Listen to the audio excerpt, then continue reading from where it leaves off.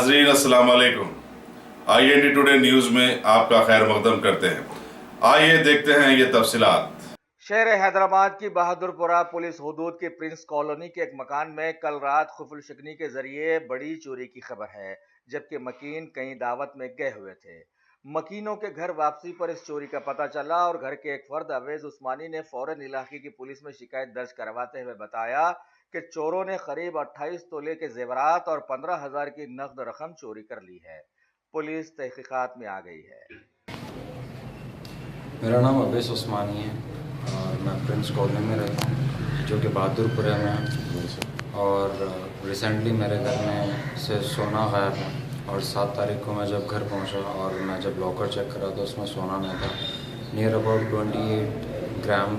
28 तोला सोना जो कि मिसिंग था। कंप्लेंट करें आप?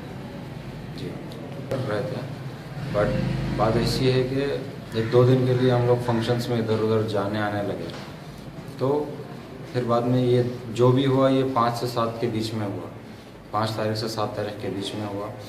और बाद में हम जब 7 तारीख को चेक करे तो सोना नहीं था लॉकर में, इसलिए हम लोग पुलिस में कंप्लेन करें, बस उतना ही।